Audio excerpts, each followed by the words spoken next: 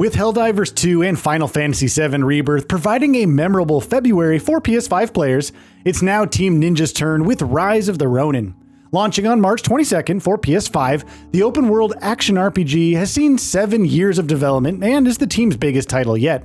It's set in Japan during the later years of the Bakumatsu era, with the shogunate in upheaval and foreign powers looking to make their mark. As a veiled edge free to make their way, your actions could dictate the flow of history. So here are 15 things about Rise of the Ronin, including how its combat works.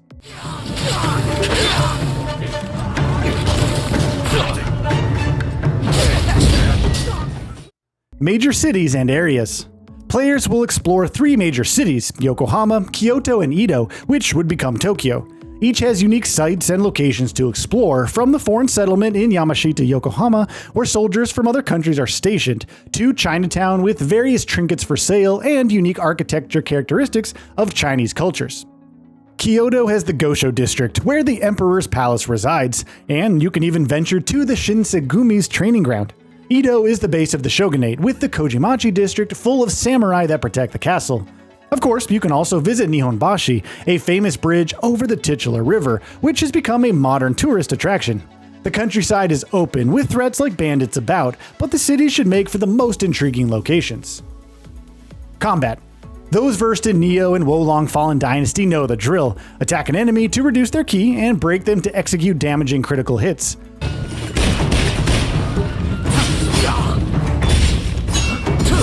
You can dodge with circle and block with L1, but keep an eye on your own ki. Once it depletes, you can attack or even sprint, making you just as vulnerable to attacks.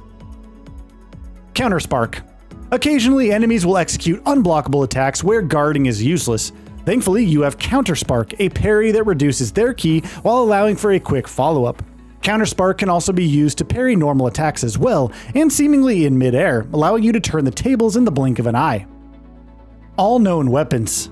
Whether you favor melee attacks, long-range firearms, or something in between, there's quite a diverse range of weaponry in Rise of the Ronin.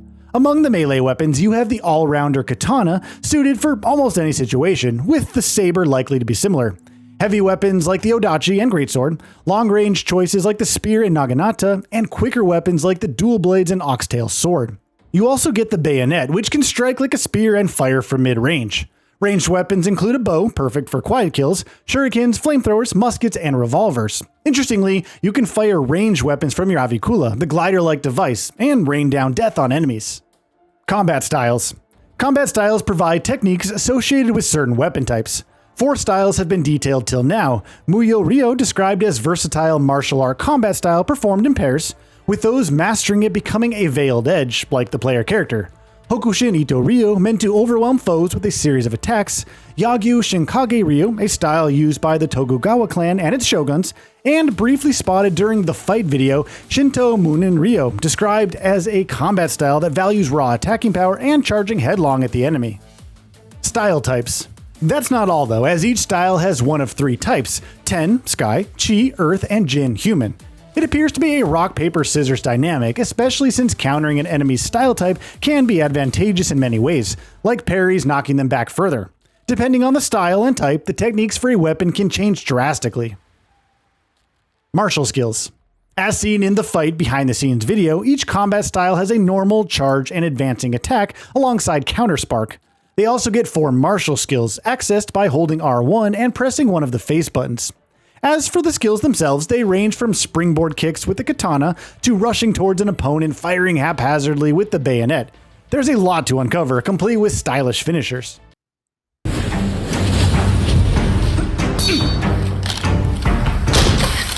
Grappling Hook. You also have the Grappling Hook, a wild card good for more than just exploration. It can grapple explosive barrels and toss them at enemies to wipe out a crowd or propel the player towards them for attacks. You can also use it for stealth kills, grappling enemies from high ground and breaking their necks. Based on gameplay footage, it's also possible to whip enemies from afar with the Grappling Hook, grapple them towards you, toss them like ragdolls, and so much more.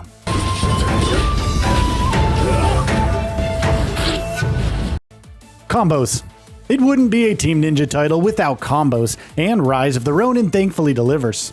You use a revolver to open up your opponent from afar and then close in with katana strikes.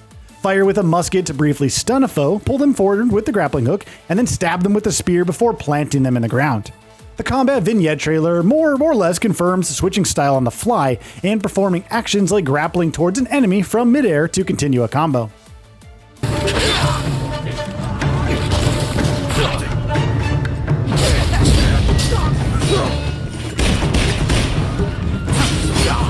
Character Creator. If you enjoyed creating your character in Wolong Fallen Dynasty or Nioh 2, good news, Rise of the Ronin is confirmed to have one. You can adjust the face, hair, voice, body shape, etc. How extensive it is compared to the developer's previous titles remains to be seen, but if it's anything similar, then expect a wealth of options. 4-player co-op, no PvP. Featured in Nioh 1 and 2 and Wolong Fallen Dynasty, online co-op is also available in Rise of the Ronin, with up to 4 players capable of venturing into main story missions. However, PlayStation Plus is required, and sadly there's no PvP for those keen on fighting other players, similar to Dark Souls. Difficulty options. If there's one thing that the developers' titles are known for, it's their difficulty. In a throwback to the days of Ninja Gaiden Black, Rise of the Ronin features multiple difficulty options. There are 3 in total: Dawn, which is easy mode, Dusk, which is normal mode, and Twilight, which is hard mode, which you can change anytime. Dawn also allows for modifying options in your favor, like medicine granting more health recovery or less ki loss from attacks. For less combat-centric players, it should be suitable for enjoying the story.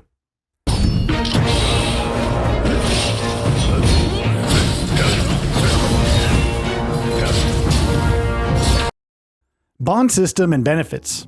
The Bakumatsu era features opposing factions and historical figures with their own agendas. You can build bonds with characters like Sakamoto Ryoma, which will affect the story's direction and result in different endings. Bond missions are available for the same, but you can also train with some characters, which allows for enhancing your combat styles. Reaching Bond level 4 Faded even provides buffs to charm points and intelligence. Allies on missions. Depending on the allies recruited thus far, you can bring them into missions to back you up. Each has different stats and bonuses that can benefit you, like Shinsaku Takasugi's Kihi Craft, which increases the attack power of subweapons. Character switching.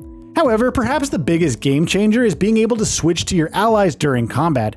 It opens up even more opportunities, whether it's different combos or just switching to an ally with weapons that may be beneficial in a given situation. And with that, we reach the end of this video. Have anything to say? Let us know in the comments below.